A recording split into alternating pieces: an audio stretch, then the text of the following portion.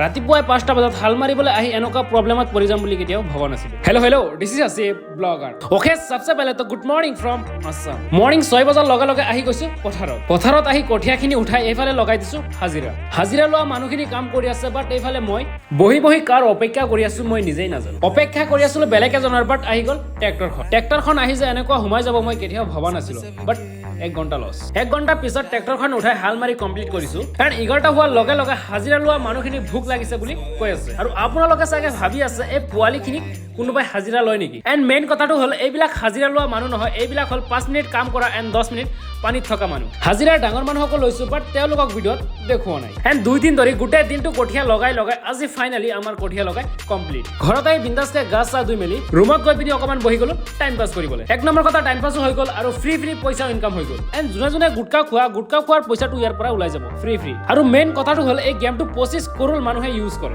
তোমালোকে যদি এতিয়ালৈকেও ডাউনলোড কৰা নাই তেনেহ'লে মোৰ ইনষ্টাগ্ৰামত বায়'ত লিংক দি আছে, উঞ্জক গেম বুলি অপশ্যন এটা আছে, ক্লিক কৰা আৰু ডাউনলোড কৰা। আৰু তোমালোকে ৰেফাৰ কৰি এজনৰ পৰা 50 টকাৰ ওপৰতো লাভ কৰিব পাৰিবা। তো দেৰি কিছ বাত কা ভাই লোগ, জলদি যাও এণ্ড ডাউনলোড কৰক।